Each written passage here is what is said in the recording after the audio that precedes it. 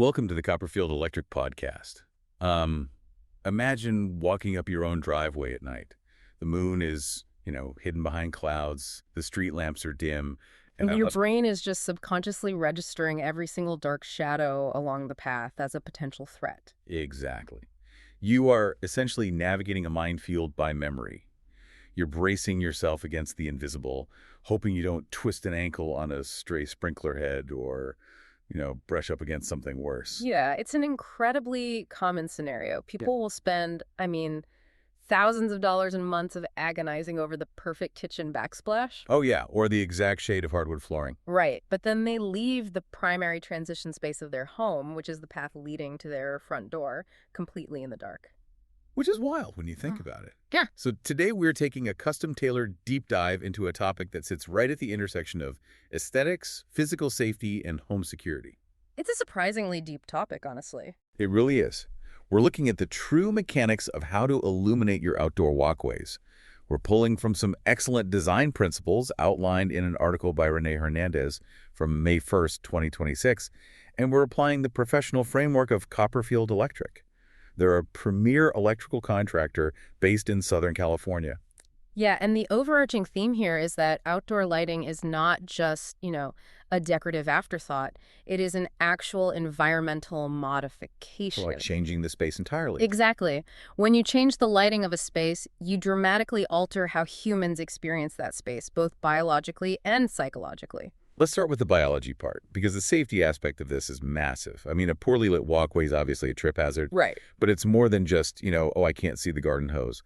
What is actually happening to us when we try to walk through an unlit or poorly lit property? Well, it comes down to how the human eye adapts to darkness. Your pupils dilate to let in as much light as possible in a dark environment, but this process takes time. Right. It's not instant. Exactly. So if you step out of a brightly lit car or a brightly lit porch into a pitch-black driveway, your eyes are effectively blind for several moments. You have zero depth perception. Oh. And the Hernandez research points out that these transition zones are where the vast majority of slips, trips, and falls occur on residential properties. So you're literally stepping into a void while your biology is just scrambling to catch up. Precisely. And while your vision is compromised, you are vulnerable. Which brings us to the psychological and security aspects. Right, because when a space is entirely dark, it is just full of unknown variables. Yeah, evolutionary biology dictates that our brains naturally register dark, unlit corners as areas of risk. By strategically placing lighting, you are literally eliminating those variables. You're removing the shadows where a hidden tree root could trip you up, but you also remove the concealment that, an intruder relies on. Right? Yeah. I've always wondered about that. Intruders are overwhelmingly looking for the path of least resistance. They want unseen access. Right. People invest heavily in camera systems and alarms, which are great, but they leave the perimeter of the house pitch black. Mm-hmm. They want their gardens to look natural or like a fairy tale, and they completely forget the practical defense. Exactly. A camera in the dark isn't much of a deterrent if they feel they can't be spotted from the street. When you make an entrance highly visible, you entirely remove their advantage. You're shifting the psychology of the property. Yeah, from feeling isolated and vulnerable to feeling secure, guarded, and unwelcoming to anyone who shouldn't be there. You're reclaiming your territory from the night. I love that framework. But okay, here is the major design hurdle. Now that we understand the biological need for light, how do we actually illuminate a path without making it look like a harsh airport runway? Oh, right. We've all seen those houses. The ones that look like they're trying to guide in a commercial airliner. Exactly. That is the ultimate challenge in landscape design, I feel like. You want visibility, not a searchlight. And to solve this, lighting designers rely on a very specific metric. It's often referred to as the 5'7" lighting rule. Okay, wait, 5 to 7 feet. Let's think about that for a second.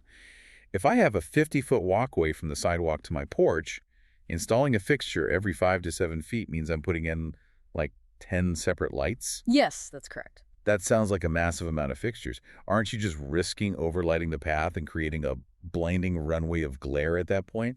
It does sound like an excessive amount of hardware on paper, I'll admit. But this specific spacing is engineered to create a phenomenon called a continuous pool of light. A continuous pool. Okay, explain that. Let's look at the alternative. If you space lights too far apart, say 12 or 15 feet, you create a bright spot, followed by a patch of total darkness, followed by another bright spot. Which forces the eye to constantly readjust, like we were talking about earlier with the pupil dilation. Yes. Your pupils are constantly dilating in the dark patch and constricting in the bright patch as you walk. This causes visual fatigue and, ironically, makes it significantly harder to see the ground than if you had no lights at all. Wow. So the 5 to 7 foot distance ensures that the edges of the light pools gently overlap. You get even coverage, entirely eliminating the dangerous dark patches. But what about the glare? I mean, 10 lights pointing up at you as you walk up the stairs sounds blinding. Well, that is exactly why the direction, the actual geometry of the fixture, becomes critical. For this continuous pool to work safely, the light must be directed strictly downward. Oh, okay. Like dark sky compliance. Exactly. You want the light rays hitting the pavement, the brick, or the gravel, and just gently washing over the walking surface. You never want the bulb angled in a way that allows the light to travel directly into the pedestrian's retina. Right, so by angling warm-toned light toward the ground, it stays incredibly easy on the eyes. The light is doing the work on the pavement, not fighting with your vision. Precisely. And there is a vital detail here from the source that you must check for. Homeowners often miss this. You have to map this downward light against obstacles in your landscape. What do you mean by obstacles? Like the terrain? Yeah, like you might measure out a perfect 5-foot spacing, but if a fixture is placed directly under an overhanging tree branch or next to an uneven surface, that object will intercept the downward light. And cast a weird, elongated shadow across the path. Which completely ruins that perfect, continuous pool of light. In fact, a sharp shadow cast across a flat concrete walkway creates an optical illusion. An illusion? How so? Well, to the human eye looking down in low light, a harsh shadow looks exactly like a physical step or a hole in the ground. People will literally stumble trying to step over a shadow. That is wild. They try to step over nothing. Yeah. So the light has to be tailored to the exact topography of the yard. Got it. So to achieve that perfect downward-facing, overlapping pool of light, we need to talk about the hardware. What is actually powering this system? Because from the sources, the consensus seems to be heavily weighted toward LEDs, with solar playing a specific backup role. Low-voltage LED lights are the top choice, the absolute reigning champions of outdoor illumination across the United States. And it is entirely due to the mechanics of how they generate light. Which is very different from the old incandescent and fluorescent lights I grew up with, right? The ones that got burning hot to the touch and constantly burned out. Fundamentally different, yeah. An incandescent bulb creates light by pushing electricity through a fragile wire filament until it literally burns white hot. It wastes an enormous amount of energy as heat. Right, whereas LEDs use a microchip. Yes. Light-emitting diodes use the semiconductor. Electricity passes through a microchip, which illuminates the tiny light sources we call LEDs. Because they don't rely on burning a filament, they draw a tiny fraction of the wattage. Which is how you can leave like 30 path lights on for continuous use without seeing your utility bill skyrocket. Exactly. They bring significant energy savings. For both residential homeowners and massive commercial clients, that energy efficiency over the long term makes LEDs the only logical choice for hardwired systems. But, okay, hardwiring LEDs means running electrical cable. What if you have an area without electricity, like a pathway that is separated from your home's main electrical panel by a huge slab of concrete? Tearing up a driveway to lay wire isn't always feasible. No, it's not. So is there a wireless workaround that actually functions well? That is where solar-powered lights step in. They are the perfect solution for areas without accessible electricity. They require absolutely no complex wiring. Right, you just place the stake in the ground. Yeah, the internal battery charges via a small photovoltaic panel by day and illuminates automatically at night. See, I've always been a bit skeptical of solar. I feel like after a couple of cloudy days, they seem to emit this sad, weak glow by like 9 p.m. That is the trade-off. Solar is a fantastic, sustainable option, but you are entirely at the mercy of the weather. Right, especially in winter. Yeah, in winter, when the days are shorter and the nights are longer, solar batteries often run out long before dawn. That is why hardwired LEDs remain the reigning champions for reliability and budget-friendly long-term use. That makes sense. Let's talk about how we put all of this together aesthetically. Because you don't just want a runway of path lights and nothing else. Right. Nobody wants a purely utilitarian yard. Exactly. There is a whole methodology to the art of layering outdoor light. It kind of reminds me of, well, layering a winter outfit. A winter outfit. I like where this is going. Yeah. You have your functional base layer, which keeps you warm. That's the path lights on the edges. Then you have your stylish jacket to look good, which would be the accent lights for plants. And finally, your heavy-duty outerwear that reacts to the environment, the motion sensors near entrances. I love that analogy. It perfectly synthesizes the options. In landscape design, the base layer, the foundational element that keeps everything grounded, is your pathway lighting. It provides that continuous overlapping pool of safety. Then you add the stylish jacket, the accent lights. Right. If you only use path lights, your yard looks completely flat. Accent lights are positioned to shine upward at specific angles to highlight plants or architectural columns. It introduces verticality. Exactly. It gives the outdoor space incredible three-dimensional depth. And finally, the heavy-duty outerwear, the dynamic elements that react to the environment, which are the motion sensor lights. The active security measure. Motion sensors are usually mounted near the garage or the side entrances. Because biologically, our peripheral vision is highly attuned to sudden changes in light and movement. Right. A motion sensor flaring to life acts as a brilliant startle mechanism for a trespasser. But functionally, it also welcomes the homeowner as they pull into the driveway. So you have the steady baseline of the path lights, the aesthetic depth of the accent lights, and the reactive security of the motion sensors. It's a complete breathing system. It really is. But moving from a conceptual system to a physical reality requires a major shift in how we approach this. Placing a few solar stakes in the mud is an easy Saturday afternoon project. Right. Executing a layered, hardwired LED landscape lighting plan or dealing with any electrical issue requires professional expertise to ensure safety and code compliance. And that is a line you do not want to cross with a DIY mindset. When you mix electricity, outdoor wiring, rain, and automated sprinkler systems, the margin for error drops to zero. It is incredibly risky. Consider a phenomenon known as wicking. If an inexperienced person buries a wire in the garden and doesn't properly seal the connections, water from the soil can actually enter the wire casing. Oh, no. Yeah, and that water can travel up the inside of the wire jacket, moving over long distances, right into the home's main electrical panel. Water traveling up the wire into the breaker box. That is terrifying, which is exactly why you call on the Tros. And if you are anywhere in Southern California, this is where Copperfield Electric comes into the picture. Yes, Copperfield Electric, license number 1094740. They're based out of Tustin, specifically headquartered at 1581 Copperfield Drive, and they operate as a family-owned 24-hour emergency electrician. And their operational footprint is a great indicator of their capability. They aren't just a neighborhood handyman service. Right. They cover effectively all over Southern California and Orange County, Irvine, Anaheim, Santa Ana, Costa Mesa, Newport Beach, Laguna Beach. Mission Viejo, Huntington Beach, Orange, and Fullerton. Exactly.